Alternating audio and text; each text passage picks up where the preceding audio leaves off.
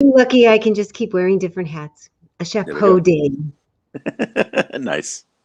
Hi, this is WGSN-DB Going Solo Network Radio, TV, and podcast #1 Internet Singles Talk Network. And this is Let's Talk About Dating with Barry and Christine. Hi, Barry. Hi, Christine. Another fun topic today. I think it's a really fun topic. So it's, would you be willing to enter into a long distance relationship? And as I've done when I've had the subject before my Monday night meetup, I put it out to them. Easy way to go. Yeah. It was so funny because generally they all live sort of Southern California, most of them in Orange County. And their idea of a long distance relationship was longer than an hour drive. I knew that was coming. I could feel it. Yeah. Me too. I guess I wasn't totally surprised, even though you and I talked about, and the picture indicates that it's probably a plane ride between people. Right. And certainly it could be, 5 or 6 hour drive if you live within the same state or adjoining states, you could drive instead of fly. But it was really interesting to broaden my thought of, well, what is long distance to some people and what is long distance to other people? Yeah. So that led a whole nother level to, okay, well, how close do they really have to be? And one of the things I said was at the end, because there were 20 people and I let them all introduce themselves and answer the question without any editorial from me, was one of the reasons they're part of my meetup group is they're looking to figure out how to date better, because I give dating advice, and the majority of them have been single for a year or two, and then lots of them for a lot longer. Right. And I said, so maybe one of the reasons you're still single is you haven't expanded enough of your geographical area. I mean, that really could be just something to consider as an option. Oh God. Yeah. It's funny. I mean, I was looking when you talk about the topic, I was thinking like, don't know much about that one, and suddenly what popped in my head was a couple of my own experiences with long distance relationships. Mm-hmm. But also the question was definitely about the geographic, because I look back at my first girlfriend ever, like when I just gone to college. I was a late bloomer. I went to college about a 4-hour bus ride, Roy, from where I lived. And of course, I met somebody there right when I finished my year of college. Going back home for the summer break. So that was a 4-hour distance. That was long distance for me, because back then I didn't have a car. So it meant long distance in that sense. So I guess a 4-hour bus ride versus a 4-hour flight is about the same in that sense. It's the distance by time more than by miles, I'm guessing. And so what kept you doing that 4-hour sojourn? It was. I really wasn't. It wasn't a good relationship. It wasn't good for me in the way I did it, because I totally messed it up. I was clueless. I didn't have my first ever date, girlfriend. I was a late bloomer, as I said. But the thing was, it's like the last week we'd finished exams. And I was at a polytechnic back in England, not a university, so it's a trade school. So basically, after the first year, we're going to go work for 6 months, then come back again. And what happened was, I'm trying to remember this. Name was Susan. Remember that? It was the last week of school, and I went into town from the college to go buy some shoes, and she was working in the shoe store. I mean, she was, clerk in the shoe store. I was at college, so I was probably 18. She was probably 17, something like that. And I went home after that, and then part of me was like, damn, I need to go back. And I need to, it's like, suddenly it was like the most important thing in the world. I had to go back and say, I was like, I like you. Can we go out? So I took a bus ride all the way back on a weekend, hoping she was at the store, which she was, thankfully. I mean, it was one of those things. Didn't have cell phones back then. I didn't have a phone number even. I just knew the store she worked at. Didn't have Yellow Pages that I remember back then. I mean, I'm trying to think of how information would have worked if I tried to call up, going, okay, do I remember the name of the store? And it's, so my mind wasn't thinking that. It's like, I'm just going to take a 4-hour bus ride on the chance that I'll see her at a store. So I got to go out and meet her, and then we started talking, and then we turned out we liked her a lot. But I mean, it's basically we just made out a lot. We didn't do much else because she had parents, I had parents at home. We didn't have a place to live or go anywhere at that point. So it ended up fizzling out because we couldn't progress it. But it was really funny because the distance actually was more. It's funny, and I'm looking at this point of view because we didn't have long phone calls as much then. I'm trying to remember if we did or not. Well, we had a few phone calls, but it was the anticipation of traveling to go see her that was the most fun. You know, so that was. And then maybe the kissing part too. Well, yeah, of course, but it was the anticipation piece that really set it up. You know, it's like raised the bar. But I was cracking up because I remember that I was like, oh my god, memories and thinking about back then and like. And then there was part of me then was going, I wonder where she is now. You know, where are they now? Type thing. You know, it's going to make a long time ago now. It's a charming story, though. I like the story, and I think it fits with now that one of the things. There's so many elements that if you are open and you get in one, and it's a good one, right? There's so many elements. Hi, Jim. Hi, Jim. That you need to have in place to have it be successful. Right.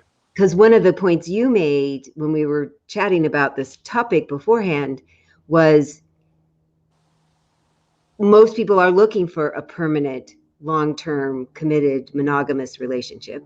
And what pieces do you need to look for, talk about, develop, see if you both are on the same page to find that, yes, you are going to want to do something future-wise with each other.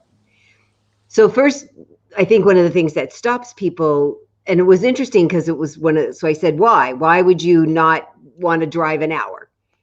And they said they want to have a casual dinner. You know, they want to just be able to get together, you know, that you live 10 minutes apart and gosh, let's have dinner after work or let's have dinner on Saturday night. And that the in-person meeting was so essential to everybody in the meeting. No argument. Yeah. I mean, that's the thing is meeting somebody. That's why in some ways the dating apps are so challenging, because when you're looking at dating app, you're looking at some still shots of somebody's moment in time and some descriptions that may not be that descriptive anyway, because they're fitting into categories. And so the meeting somebody in person where they're three-dimensional, actually it's four-dimensional if you count time as well. Yeah. So you get to meet somebody who has animation and movement and expression that you don't see through the profile. So that in-person date, which may be dinner or coffee or a walk on the beach, whatever it is vital to know if you want to be with somebody. So do something, you know, even over Zoom or a FaceTime type thing long distance is not so easy. It's a great stepping stone, but it's not the full expression, because you don't know until you're in person if you fit together. Because the other thing is, like, you know, on Zoom and on FaceTime, you don't know how tall they are. For example, you know, they may say they're 5'6" or whatever it is, and you go, what does that mean until you're hugging them or stand next to them? You don't know. Mm-hmm. So so it's little things like that are not complete until you have that in-person meeting. Yes. I think that's really important, that you do have to figure out how you're going to be in each other's company at some point.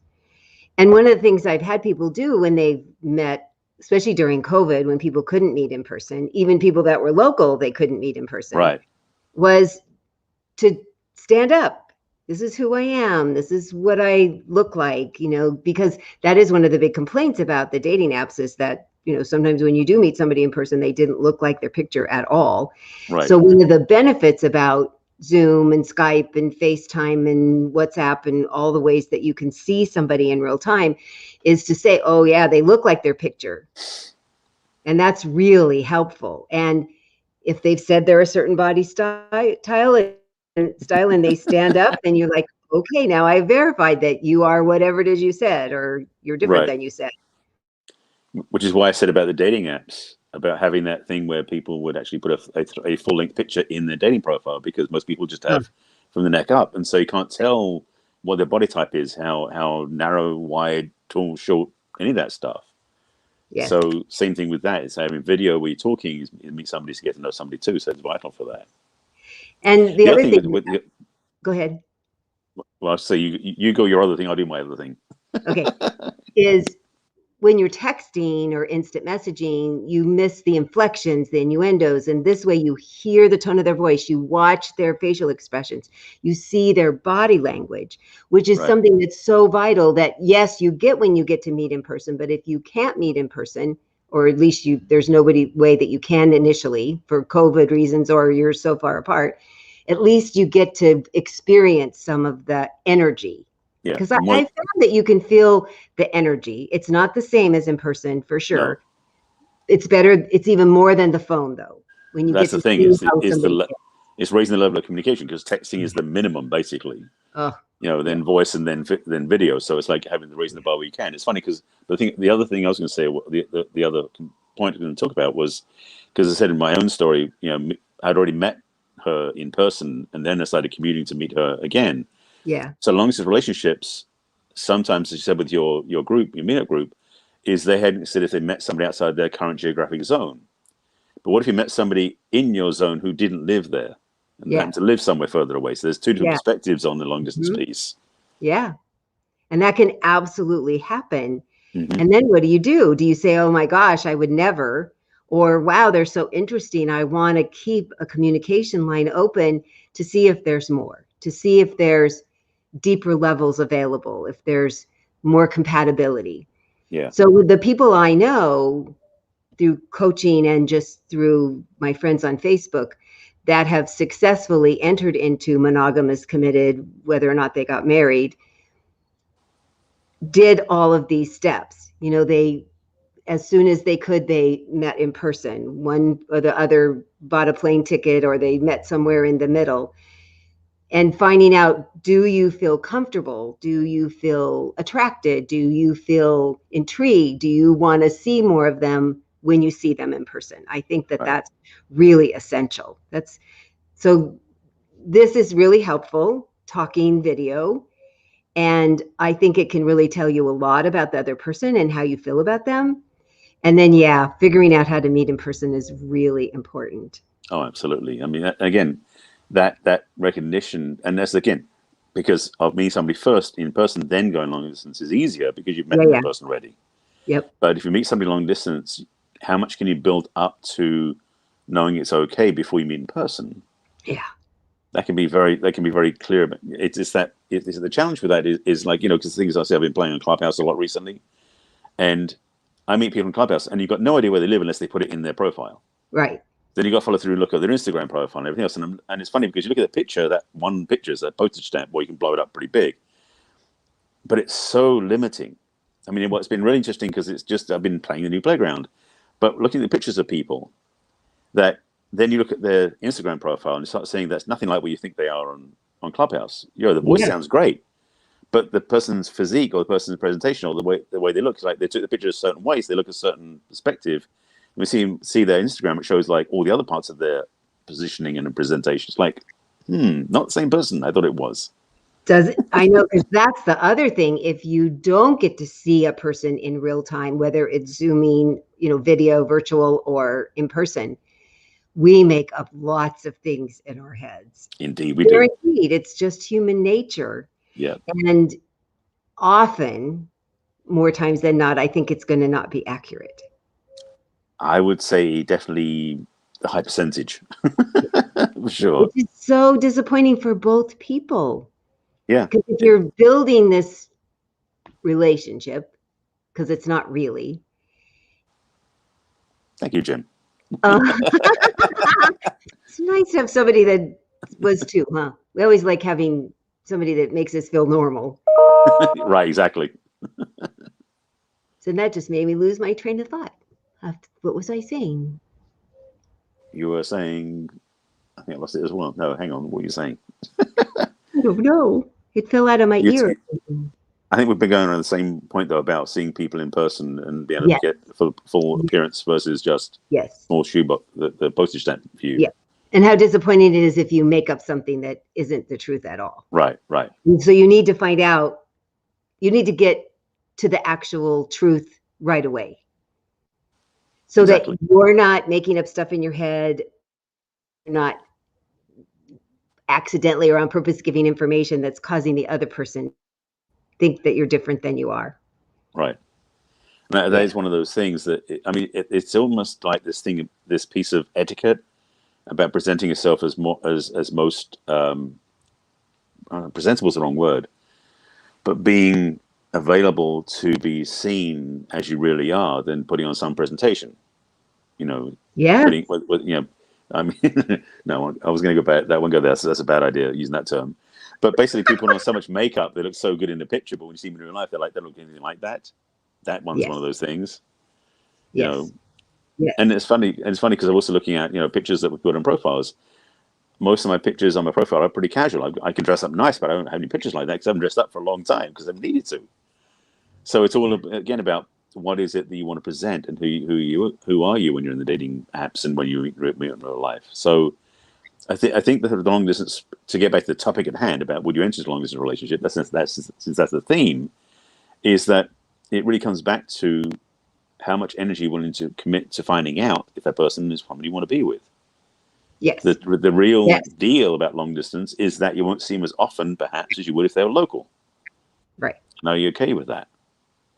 Yes. And so what's one of the things I tell people is to figure out what is your minimum amount of time, how often and how long you want to talk to somebody. And that fits whether or not you're close by or far away.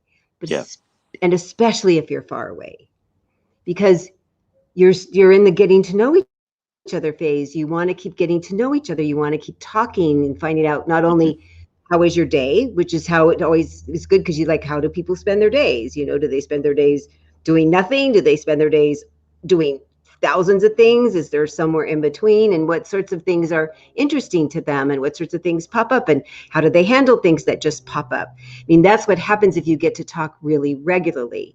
Then it's not just their best foot forward. Wow, how are you if you haven't had enough sleep the night before? And how are you if something you had plans went out the window and you had to completely do a 180? Because aren't those important things to know about somebody if you're considering being in a relationship with them? Well, that's beyond the long distance piece. That's really about how do you handle challenges in relationship, both inside the relationship and outside the relationship. So that I think a long distance relationship may add more challenge to that, because being long distance, you have less connection to know what's going on. Something's wrong, something's off. Yes. Because one of the things I know as a man is authenticity is key. I like that one. Thank you, Cara. Yes, thank you, Cara. The thing about it is that as a man, especially when I'm in a relationship, is that I feel very protective. So if my partner is somewhere I can't get to, if something happened, I'd feel nervous. Like a part of me feel like I want to go jump, be the knight, come and save the day type thing. But the reality is, if I can't be there to defend her honor, so to speak, something feels off, and so long distance makes that harder. If it's somebody who's just down the street, if you text and said, "Help, I need help," I can be there in 5 minutes. That's great. Yeah. But if I got to get on a plane and fly there, and it's going to take a day, different story. Yes, and that is such an important element for a man.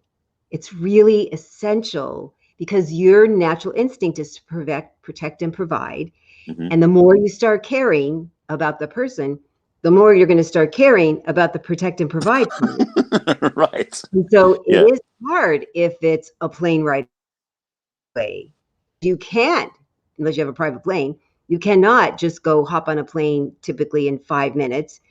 And it's going to still take hours at the airport, hours on the plane, hours at the other end. There's just nothing short or easy about flying without COVID. But now with COVID, everything's just harder. So absolutely.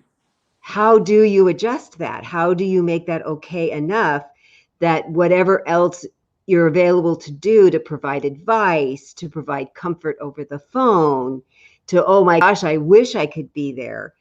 Is that enough for you? Is that enough for her? I mean, that is a conversation that hopefully you could have before an emergency happens. So that's one of the things I say. You need to come up with not only the list of the things you need and want generally in a relationship. How do you adjust that list even more to fit what else do you need to know about the other person in a long distance relationship? Oh yeah. Yeah. I mean, one of the things that comes up for me is if it's like, if she lives somewhere where I have friends, at least I got some resource there. It's like, you checking on my friend for me, so it sounds silly, but it's almost like having this sense of being able to reach out and protect and do something remotely. Yes. So that comes up when you go to a committed long distance relationship. Obviously, just dating somebody long distance is not quite the same. Yeah, but you could And still have also, them check up on her and see if she's really who she says she is, right? well, there is. I was being cautious about that piece of it, having people spy on each other. That's a whole different level, you know. Yeah. But it So is yeah, so there we've now, because the next thing that if you are starting to get serious about someone, the big thing that came up in Monday night, and I was like, oh yeah, that was on my list to talk about too, is trust. yeah, Oh my gosh. You're not there. You have really no idea what they're doing, what they're not doing. And you have to really have some open, honest communication with them about, well, where are we? Are we to a place where we're still exploring other people? Are we to a place where we're only talking to each other? We're only going to spend time with each other? We're to that place where you want to just get to know me and I just want to get to know you. I mean, that's a really important conversation to have if you're going to think about moving forward in a relationship. And yeah. you cannot be nervous. You cannot be untrusting of somebody in a long distance relationship. That's just going to drive you crazy. Oh yeah. It's it's like I imagine it's like all the stuff comes up. I Oh touch yeah, the nerve. yeah. In there, yes. Mhm. Yeah, no, that's another piece that's really, really key. Is really, again, as was shared by Cara, was being authentic. Is so being that level of transparency and honesty, saying like, you know, what I'm feeling is this. Are you on the same page? Yeah. Yeah. And which to be honest, though, that's true even if it's local or long distance. Mm-hmm. Yes. You know, it's funny because I'm getting together weekend after this with somebody who I've been talking with through the dating apps for about 5 months now. We're finally going to get together in person. Now, it's actually somebody I've known for 20 years. We found each other on the app again. It's kind of like, I didn't know you were here, sort of thing. So we already know each other's somewhat. So that's already established a level of attraction and care about each other. We don't know what it looks like after being apart for 20 years. But the recognition that even that distance, which is, you know, we're going to meet up somewhere in between, which is not very far away, but it's only a drive, it's not flying. It still feels like long distance energetically, even though it's not really, like, because again, what like you said with your meetup group, you know, how far away is too far? Is it from Orange County? Is it going to LA, which is, Yeah. you know, which is an hour's drive? Is that too far away now? I know. It was very valid. I didn't make fun of him at all. I was just caught off guard because I was thinking, at least, Plane ride, or at least a 5-hour car right? drive. Yeah, And certainly, mostly in my mind, I was thinking plane ride. So I love this discussion. So interesting. That's a lot of it's foundational for just dating, period. And then the other extra elements that get added, or at least we think in our minds that it's extra hard, right. extra Oh, challenging. I think there are extra challenging things, and I think we make up extra challenging things. So we'll address those because Miss Cece is saying it's yes. time for a break for all those beautiful commercials that talk about all the fabulous people that are part of this radio station. See you in a minute. Okay, bye for now.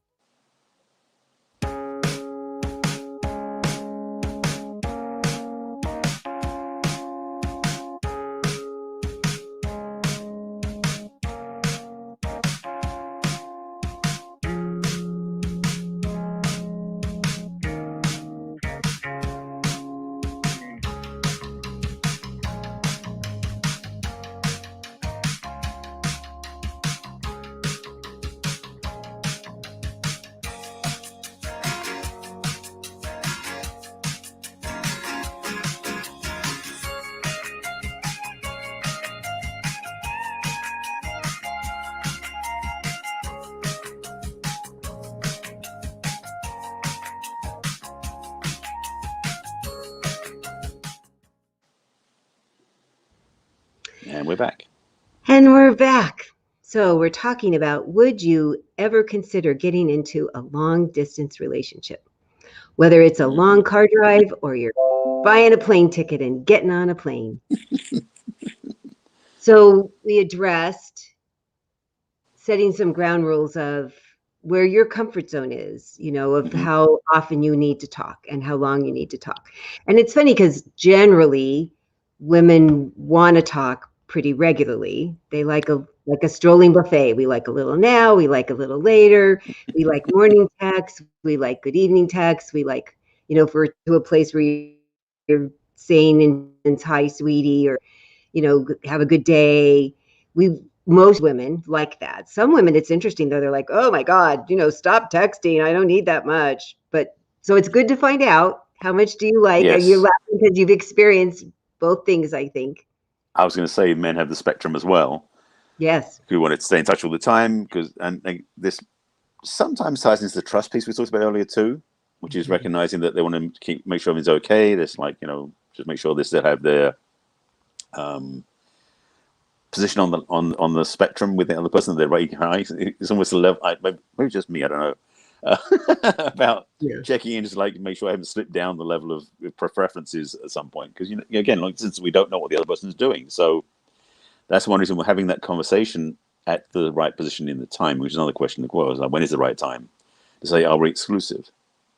Because when you're local to each other, usually there's a level of physical connection where you say, okay, we're across the point now where we're saying now we're exclusive. Of course, that varies for people too. But when it's long distance, there's a different sense because there's this time, because one, you don't see each other physically that often is the main reason. Or the key reason is the fact that you see each other when you live locally, perhaps once a week, maybe even more frequently if it's something you like enjoying. When it's long distance, you might not see each other set once a month, once every 3 months. So then it becomes, can you save yourself the other person, or do you want to go play with somebody else? It's definitely a conversation to have with yourself first. Yes. And then include the other person. You can't just have it with yourself, and you need to start with yourself and then certainly include the other person. So important, because not trusting will just kill a relationship. Oh yeah. I mean, just watching people's relationships when they're local to each other is challenging enough. When I'm not coaching them directly or guiding to seed, long distance it just has another level of challenge in a way, which is what it's really about. I mean, the idea about long distance relationships with a lot of people is it is more challenging. Of course, on the flip side, because I'm just as soon as I said that, go well. The other side is there are people actually prefer long distance because they don't have to see them as often. Yes. Well, I think I've mentioned my friend who she met a widower who actually lives in Michigan, and she lives here in California, and he would come at the wintertime because there's nothing. He owns a campground, which is very viable in the spring, summer, and into the fall until it starts snowing. But then his daughter had lived in California, so he'd come here to see her. And she said, there's some widow groups. So he came to the dinner the first time I met him, and he sat across the table from me and cried a lot because he was really still very new in his grieving. And then he only came a couple of times, and it was time for him to go back. So then he was gone for 6 months or however it is. And then he came back, and he happened to be at a dinner I wasn't at. And my friend Marla was there, and they started chatting. And I think he really liked her right away, and she wasn't sure right away because she wasn't even a year out yet. But she is the big organizer. She likes organizing stuff. So she organized an outing to go shooting to a shooting range. He came because of her. And then she organized a wine tasting thing, and he came because of her. Because of her, right. And she's still not sure. But then they did something else, and then they were going to go to dinner at some place out and about, and he wasn't familiar with that area. So she stood outside the restaurant and waited for him to come, just because that's the kind of person she is. And he's like, we so have to go out. So that's when he officially asked her out. And now they've been together for 2.5 years. So he comes here in the wintertime, and then he goes back to open the campground, and then she goes there, but not all the time. She'll stay for a month or 6 weeks, And then she comes back and she likes being in her own house by herself, keeping her own timing, making dinner, whatever she feels like eating, going out with all of her friends. And then it makes it even easier when he's here Right. because she's had her alone time and he's had his alone time. So it's worked out really well. And I don't think either of them is going to relocate because they get Because this it doesn't. concentrated time Right. together already. So it's in a way, it's almost the best of both worlds, so to They, speak, for they them. both seem to be feeling that way. Neither one of them, I mean, he might sell the campgrounds, eventually in 4 or 5 years or something. But right now, they both seem very content with the relationship the way it is. And I've talked to other people and they're like, oh, I could never do that. And that because I want somebody right there all the time. Well, then this Right. wouldn't work for you. And she hadn't really thought about it and he hadn't either. But as it has evolved, they've gone, this is great. It's like somebody had a hand in this and went, this would work for both of them. And my favorite thing was the conversation we had because she had met him and then, they'd gone out, I don't know, 5 or 6 times before he had to leave. But then they had lots of wonderful conversations. But she said, I think I need to go visit him in his country because it feels like such a different place. I His love how she country. put that. Yeah. Yes, because I want to see him. He has seen me in my natural habitat, but I hadn't Right. seen him. And I thought, that's really smart. It's really a good idea because, as Cara said, it's very important that we show our most authentic self. And Yeah. so how much more authentic will it be when she's in his country with his camp people in this home that he shared with his wife for a very long time before she died. And it gave her even more of an understanding of who he was and made her care about him even more. But it could have gone either way for sure. Yeah. I mean, that's a one. I mean, it is a thing where you look at that and go, it was perfect the way it worked out. And how could have anybody planned that? Because No, as you said, it sounded like they weren't planning that way working no, out. no. So that's one reason why I think this idea about long distance relationships is it's almost like don't judge a book by its cover necessarily. Yeah, Be willing to explore and see what happens. You might find it works better for you. yeah. And I know, like, not saying long distance is what I'm looking for myself, but I'm also aware that with what I'm focusing in my work, I need to keep creating my own space in the relationship, whether which is local or not, Mm-hmm. because that's something that I know if I don't do that, I'll be so enmeshed and so caught up in the old patterns, I won't take care of myself. Yes. So for me, that may mean the long distance might even be better because it forces me to have that space. Versus if somebody local, it's like so tempting to go visit, So Oh, yes. so long distance has this benefit where it creates a boundary that you may not put in place yourself intentionally if they were local.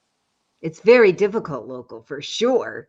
It's Because not so that's the much whole thing. Everybody wants to spend all this time together. That exactly, was the big complaint about why they want to not date somebody that's more than an hour away. and it's like, frankly, Mm-hmm. it might be better to have somebody further away, so that way, because then it's an investment of your commitment to go see that person. I mean, say when I was dating a girl when I was in college, it was a commitment of 4 hour bus ride each way. Yeah. So it was like half the day was traveling. I mean, Mm-hmm. I didn't know better. I think it's charming, actually. Oh yeah, we got into some trouble at the bus stop when she was seeing me off. I bet.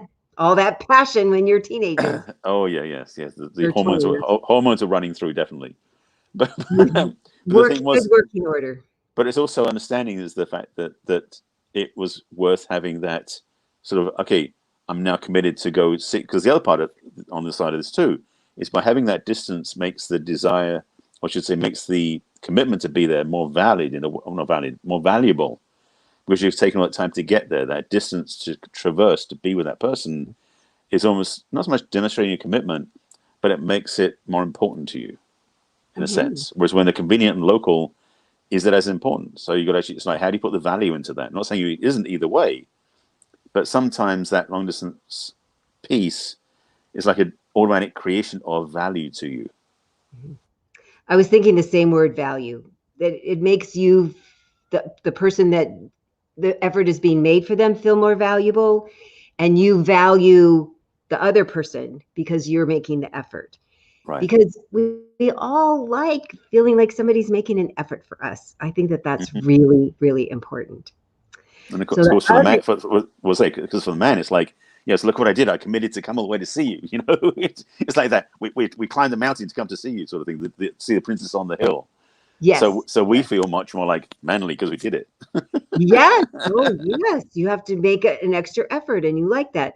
So I love Cara's point, because yes, when you see somebody in the context of their own surroundings, hopefully the offshoot of that is that they are more at ease when they're in Right. their own surroundings, their own country, their own community, their own family, friends. So there's the other piece of, so when do you introduce somebody?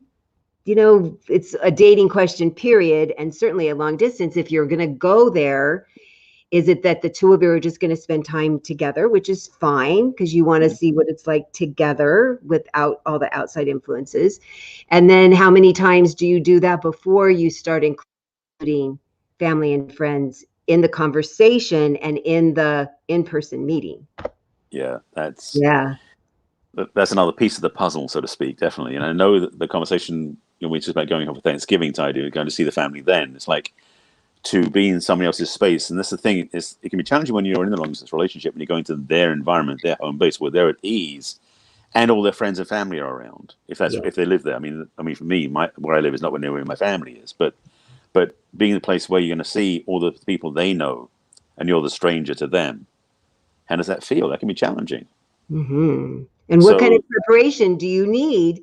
All their names and what their relationships are, and are there any taboo subjects? I mean, it's such a typical dating thing, but it's even more because it's like getting immersed. When you do immersion, when you're learning a language, that's what it feels like.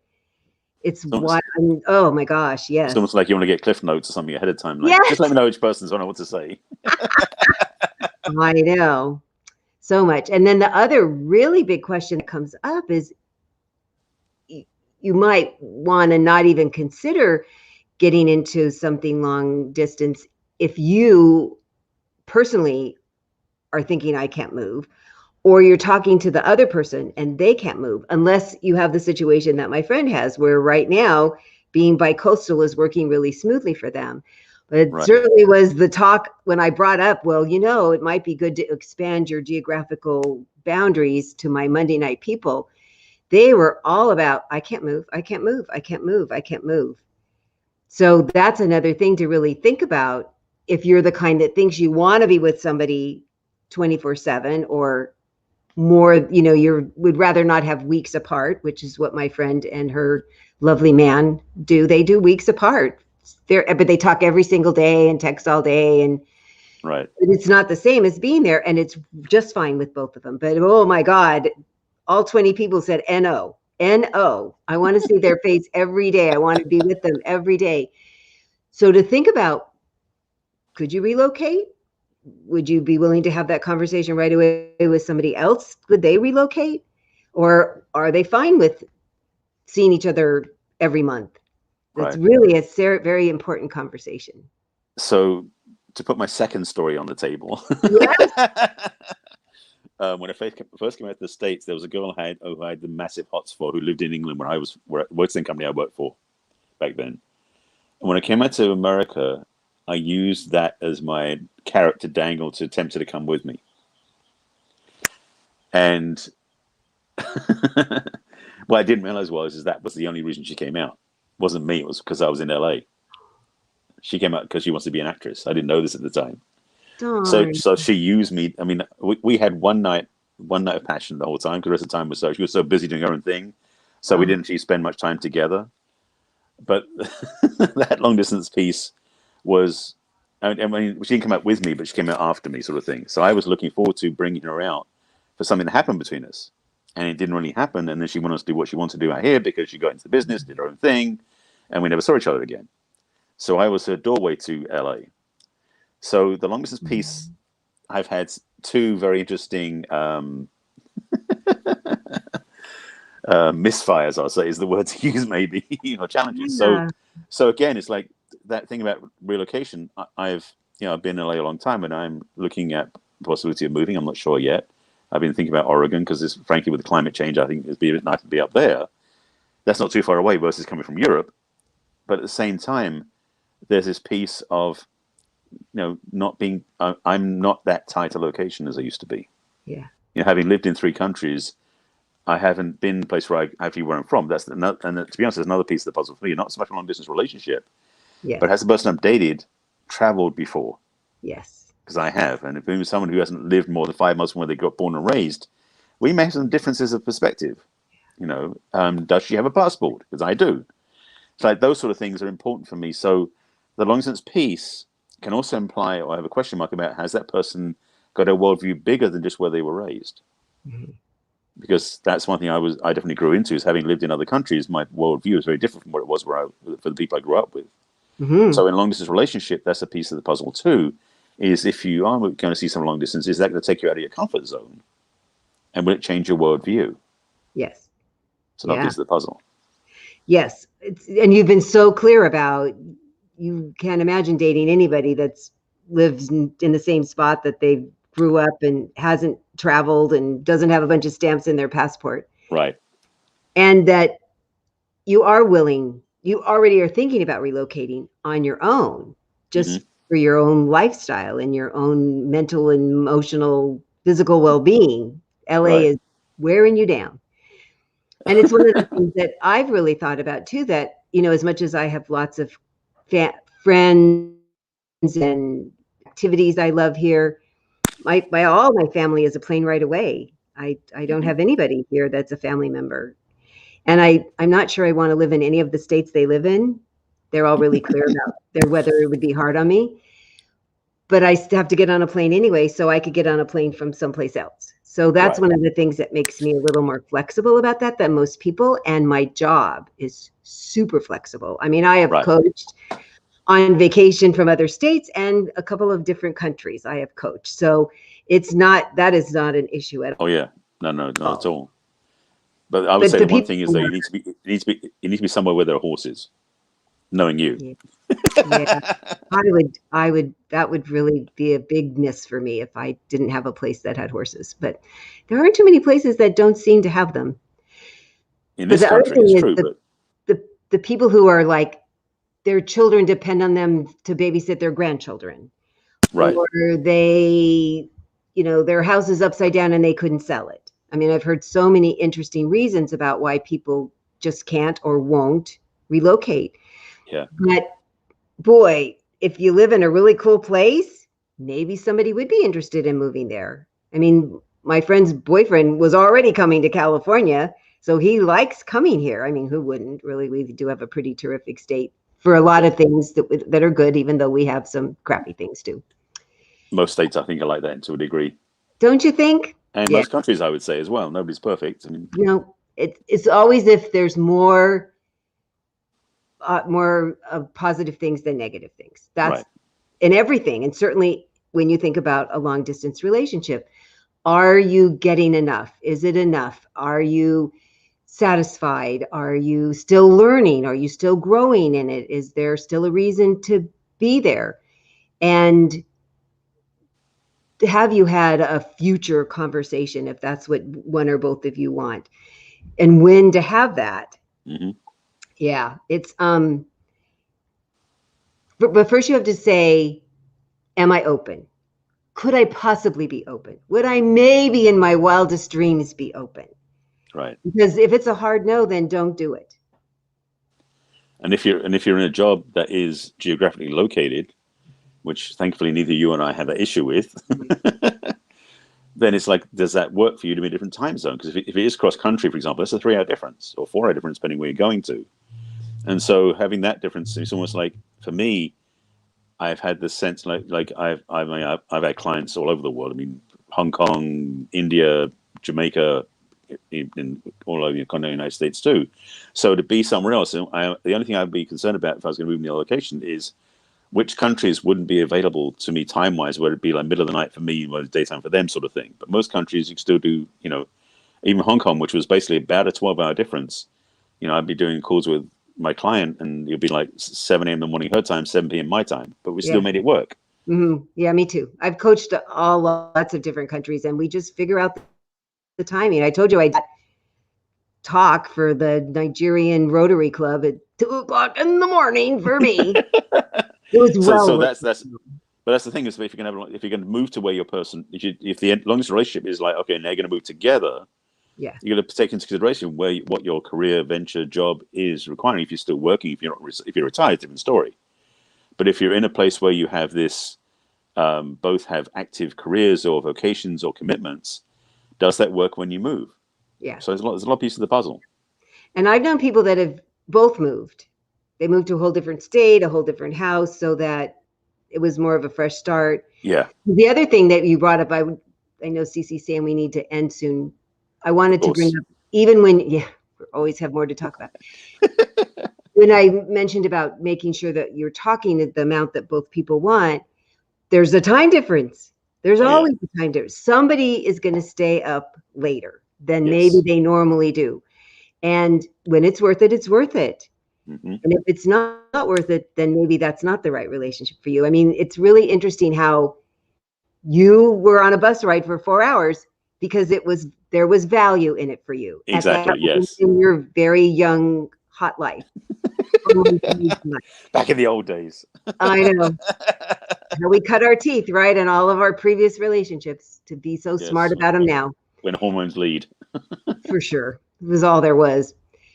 And now to really think, even that adjustment, how do you do with that adjustment? That one person's going to stay up later or maybe get up earlier. Mm-hmm.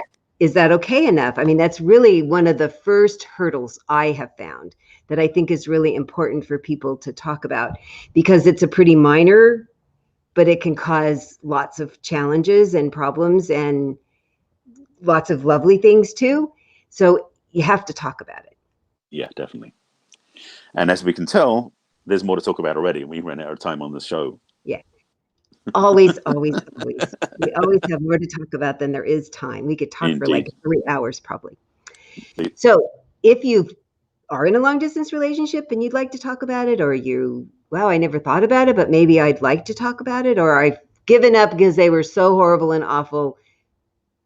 But what I hear people say is, well, I did 2. Well, you're giving up after 2? I don't think that that's necessarily the right way to balance what you're doing and not doing is only 2 times. It's one of the few places in our life we give up after only a couple times, where normally we don't throw our phone out. We keep figuring out how to use it. We figured out how to drive our car. We figured out how to use our computer. I think we can figure out how to date with help. So the way you get help is so you can talk to me through my website, which is www.theperfectcatch.com. And you can sign up for a complimentary conversation with me. You click on what's holding you back from love. You can also join my newsletter. You can also send me an email directly at Christine@theperfectcatch.com. And you can reach me on Facebook, LinkedIn, Pinterest, Instagram, YouTube. Facebook. Thank you. 6. Always looking out for me. Yes, I appreciate it. And tell them how they can get a hold of you, Barry. Certainly. Well, you can go to my website, which is barryselby.com, and on there, there's a little button that says "Let's Chat," so we can have a conversation. So if you want to get more help, get clarity, direction, book a schedule, get on my calendar, book a call with me, so you can figure out where you are and where you want to go. Distance-wise is included, if that's what we want to talk about that too. You can also get my email list by clicking on the videos on the front page. There's a bunch of stuff on the website too, in my book and a bunch of videos and things as well. You can get in touch with me that way. You can email me at barryselby.com, or you can just find me on social media as well. And I have to break this down because there's 2 different changes, which is, so I'm Barry Selby on Pinterest, on Twitter, on LinkedIn, YouTube. On Facebook, I'm at and on Clubhouse, excuse me. On Facebook, I'm at barryselby.author because that's my page. You can follow me, a business page. And on Instagram, I'm the real Barry Selby because my other account got taken. So that should cover all my profiles. Yes, that should be everything. So you can find me anywhere. Anywhere. We are everywhere. We are basically, yes. In the social world, talking about dating. Every week. Every week at 1:00 Pacific and 4:00 Eastern, and everywhere. Thank you. Everywhere in between in the other parts of the country. So we'll see you next Thursday for another interesting topic that we will enjoy exploring then. So thank you for watching and thanks for joining us as always. And for all your comments. Thank you. Bye-bye. See ya.